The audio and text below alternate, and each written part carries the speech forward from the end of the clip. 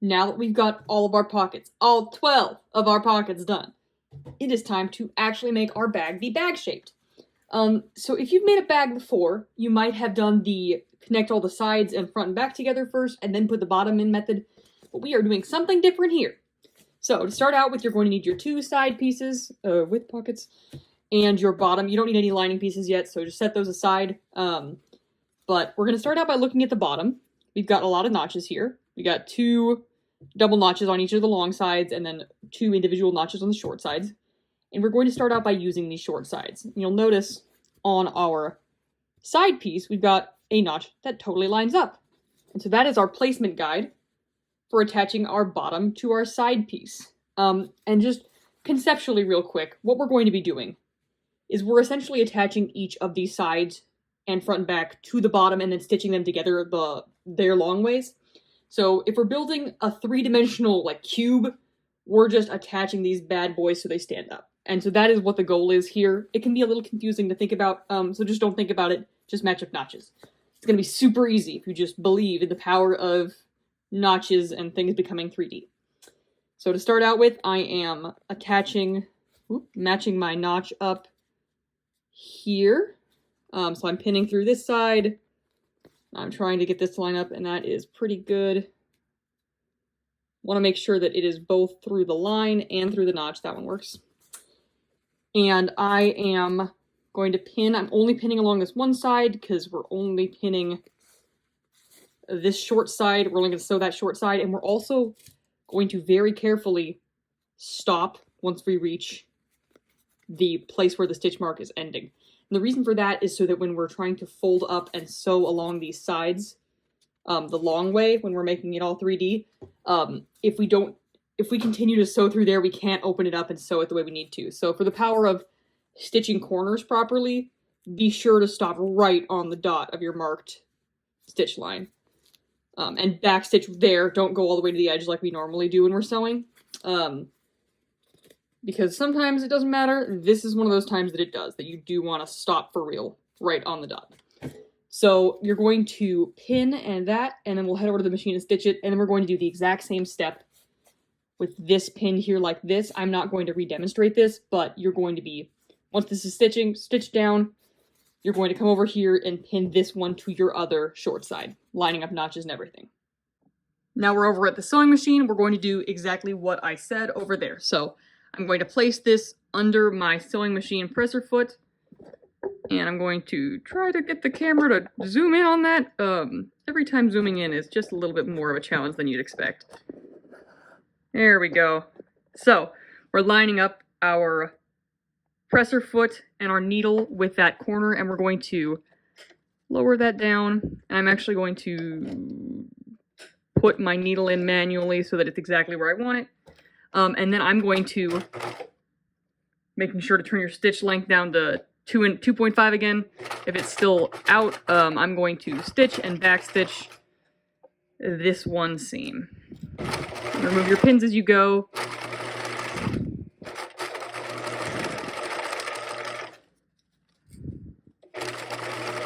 Make sure everything is laying nice and flat. Right now you got kind of a lot of layers sort of ending up right here. So you don't want anything to be weird. And then once you reach your marked end line, don't keep sewing. I almost just kept sewing. Remind yourself not to keep sewing and backstitch right there. And then you will trim your thing off, and you'll end up with, gotta zoom out, you'll end up with your bottom and a side. And so now you're ready to attach the other side exact same way.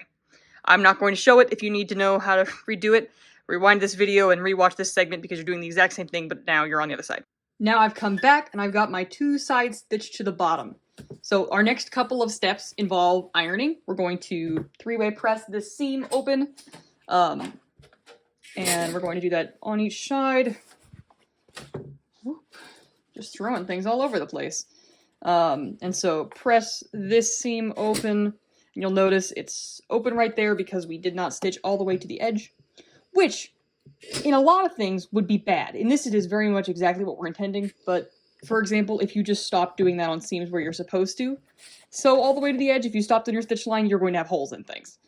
So always watch out for whether or not you should be specifically leaving gaps in your seams like that. And in the instructions, it specifically notes that. So if you're more of a written instruction person, you're following along with the written stuff as well, it will specify. Don't keep stitching. So now that we've got that ironed, you can see it's all starting to look kind of really long and bag shaped. And so now we need some front and back. It is time for us to add the real meat of the bag, the front and back pieces. So I'm gonna take this down. Now we've got space again. So what we're going to do, we're taking our front. I'm calling this the front. They're interchangeable, so it does not matter which one you've got, but you'll notice you've got your 2 notches, and on this one, you got 2 notches. It's almost like there's a pattern with this bag, and the pattern is that the notches are important, and so if you didn't mark those, you're going to be having a hard time figuring out where things go. But so I'm just putting a little guide mark, yep, and I'm between the 2 notches on both side, front and back. And then I'm going to do the exact same thing. I'm pinning this into place all along this seam and trying to make sure that the stitch lines match up. Yeah, that one's good. So that I get a nice correct line. And what's going to happen when we get to the corner here is I will show you. We again need to stitch directly to the corner. However, you'll notice we're kind of running into this. And so you just want to be careful to line this corner right up with where the side is without going over. So if you can see, my pin is making it so that these 2 pieces are kissing essentially, but not overlapping. So if I pinned it too far, I would have it up on this seam edge, and that would be a problem for us in a couple minutes. So you're just pinning to the corner, and you want it to go right to this edge here, this seam edge, but not go over. And so having that precise is what's going to make your bag have crisp corners and look really nice. And if you don't get that exactly right, you're going to have to seam rip it and do it again if you want it to look decent and also be the right shape. Because the second you go over the edge on this, if you don't stop right here, if you keep sewing, you're going to end up with a bag side that is strangely attached to your front, and you won't be able to get it to be a bag shape because it will be stuck right here. So we're going to go through, now that we've got this pinned, the long side with the notches matching, we're going to just stitch that, and then I will stitch the other one the exact same way. Our back piece is going the exact same, just on this side, notches matching up, and then I will show you what needs to happen next. It'll be another ironing step. Okay, now we're over at our sewing machine, and we're ready to stitch this front onto our side body. Body, back, bottom. Yep, we're stitching it onto the thing. It's the bottom with the sides attached. That's what I was looking for. So I'm lining my piece up. I'm making sure my stitching line is right. Going to be hit on the corner by my needle, and I'm like manually putting my needle in so it doesn't go anywhere not exactly where I'm going. And then I'm going to stitch and back stitch, stopping again, being sure to stop where our marked seam line ends at those corners.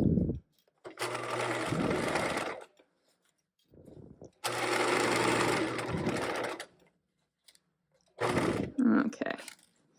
And when you reach the end, you're going to do the same thing. I'm making sure with my backhand, I am holding all the extra seam allowance from the side back seam just away so that it's not getting stuck out and under where we're sewing. So I'm pulling this one towards me, the other one I was pulling away from me so that it was not getting caught. Okay. And so now I'm going to clip this off, and I have got a lot of loose frayed threads that got caught here. Wow, okay. Well, that was not exactly what I was expecting to say right there, but that's what happens when your fabric is fraying as badly as mine is. You go ahead and you clip those off, and I will just go through and clip those off. But what you need your piece to look like, ignoring the threads there, is you've got 2 long sides and 1 front piece, and you're going to do the exact same thing with your back piece now. And then we will iron and take care of all the other jazz. Now we have got our fronts and backs stitched to this main piece, the bottom piece. So what you should have now is kind of a plus sign looking collection of pieces. Here, I'm gonna move this so you can see the whole thing. Yeah, you're going for like a plus sign shape of you've got side, side, front, back, bottom. And now we're going to be ironing. So we're doing the exact same three-way press on the front and back connecting seams that we did on our side seams to make everything lay nice and flat. Grab my iron.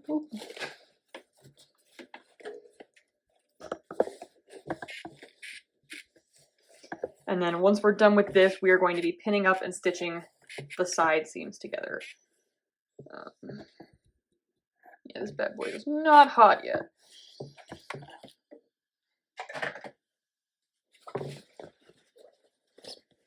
And you'll notice if you look at mine, you can see that there is this little corner split where I did not sew anything because I stopped at the marked stitch line, which you want on yours. If you don't have that on yours, you need to go back through and seam rip the area that you might have accidentally stitched on, and then reinforce it with back stitching in the area you actually want to stop at. Otherwise, you're going to end up with a hole in your bag. Okay. And we're pressing.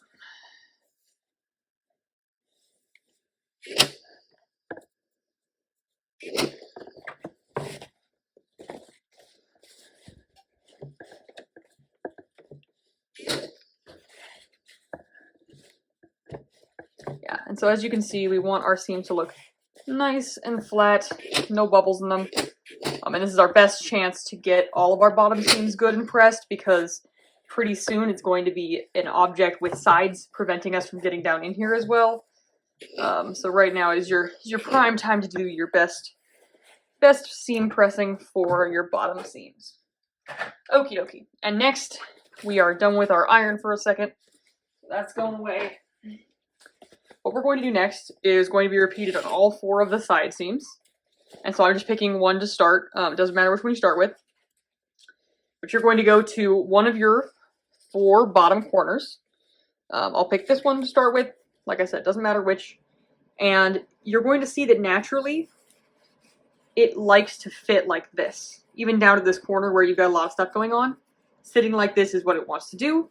And also you've got notches to match up to, again. So there's that notch needs to match up with that notch. And your corners need to match up with your corners. So you're going to just go through and you're going to pin along the stitch line. And we really are going to be sewing on the stitch line this time. So no basting and seam allowance this go around. We're actually connecting things. And you want to match up your notches and your corners. Oops. Sorry about that. Jostled the tripod. Okay.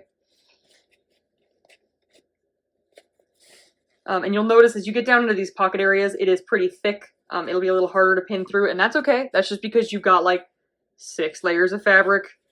And you're going to want to pin all the way down to here. And so what's going to happen when you're sewing is you need to keep this part free. This does not need to be sewn because this is not the layer you're sewing. You're just trying to stitch, again, right up to this corner, back stitch, and then go all the way to the edge. So I would start on this side, and I will, when I go over to show you, point that out again. But we're once again doing the thing where we start and back stitch and don't go over the edge of our marked stitch line. So now we've got this pinned, we are going to repeat this on all 4 sides and sew it. I'm personally going to pin them one at a time and then sew them. But you can also pin them all at once. So I will show you the next sewing step, and then you'll be on your way. Back at my sewing machine, I've got this all pinned, and I'm going to start at the side with the corner seam, like I said, so not the opening side, but the side that touches the bottom. I'm going to zoom in so you guys can see. I'm going to place my presser foot down, and then I'm going to lower my needle in so that it's precisely at that junction there. I'm actually going to lift it up and get it in there really good. There we go. And so where I've got my needle hitting, it is just lining up with this side, or with this bottom seam I've already stitched. So it's not catching anything else, and it will make a really crisp, nice corner. And I'm just going to stitch. I am gonna backstitch this one. And I'm gonna pull out my pins as I go, you know, just the usual. This bag is really nice because it doesn't have the unique struggles of trying to ease in a bottom, since we're building the bag around the bottom. I'm a fan of the process of this one, I will say. The backpack that's made in the non-advanced lab, the regular fundamentals, has challenges that this one does not present because we put the bottom in first for this one, which I think is just really a lot nicer. I'm a big fan of that. And I'm going to backstitch here. And I actually am just going to sew all the way off on this one because you don't need to be so careful with the stitch line on this end. And I'm going to zoom out. So this is what this seam should look like, and we're going to go over and press it and everything. But as you can see, what I've got here is, I've got a nice corner. And it's, if I get my corner turner point out, I will make that much sharper, but as you can see, the seams all line up, and from the inside, it's 3 seams unifying your side seam, and then your 2 bottom seams all come to a point here. So the last thing we're going to do this is press it again, and then you're just going to repeat this over again 3 more times. Back at the ironing board, I'm doing exactly what I said I was going to do. I'm just going to take this fresh seam, and I'm going to 3-way press it. And then I'm going to trim off some of these frayed threads that mine has been having. If your bag is having the same stuff, you can do the exact same thing I'm doing, where I just give it a haircut every once in a while. If it's driving you nuts, you can go through with pinking shears and clip the edges of your pieces. It will take a hot second, but it will prevent them from fraying. On an average project, if it didn't have a lining, I would serge all of these and that would fix the problem. But since it will have a lining, it's ultimately not going to matter because I'm going to hide all of these on the inside. And now I'm pressing it open. And getting down to this corner here, I'll turn my camera. Getting down to this corner here, it is really helpful to be using either the edge of the pressing board or a sleeve board like I'm using. It's really useful because it's got this end that you can stick into your seam, so it's acting like something that is inside the bag, giving it structure so you can press it on that. I'm going to do the same thing with this corner. I'm just going to push the corner into the curve of this sleeve board, and actually I'm going to use the smaller corner of the sleeve board, and I will turn you so you can see it. There we go. I'm just putting that in there. We've got one of these in the classroom that you can use because it's trickier to get in there and press corners because you can't just do it on a flat surface since we've got a 3-dimensional object. Yeah. Then once you've done that, you've got a whole side seam on your bag, which is very exciting. And so you'll have 3 more of these to do. You want to do the exact same thing on them. Yeah, so you're just essentially folding this into a big old 3-dimensional rectangle. Rectangular prism, if you will. Yeah, so if you need guidance on the next 3, rewatch this video and be brave. One last thing we're going to do to the body of the bag to really make everything look fantastic is we're going to do some clipping of our corners inside. So as you might notice, these corners down here, or any of your corners in the bottom of your bag, there is a lot of material coming into a single point, which can make it hard for the fabric to turn and have a nice crisp edge. So what we're going to do is we're going to snip some of that off. So I'm cutting at a 45-degree angle, essentially, across the bottom of each of these pieces of fabric. I'm doing this after I've pressed everything because it's easier.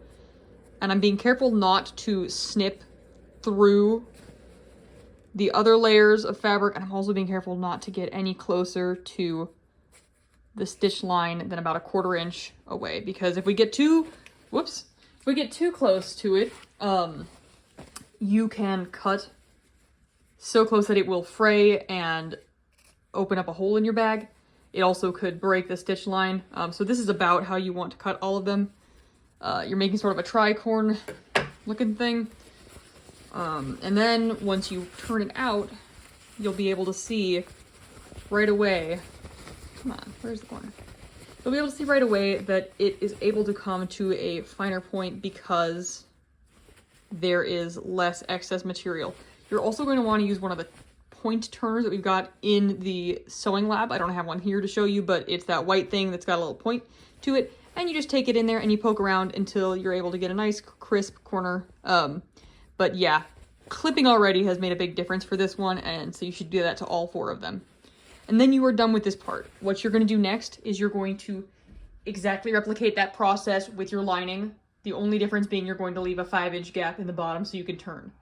So on one of the 2 long sides, I would leave a 5-inch gap. I will make a quick video talking about the lining and talking about that hole, but it is the exact same process sans pockets, so it should be even easier than ever before. Thanks for watching.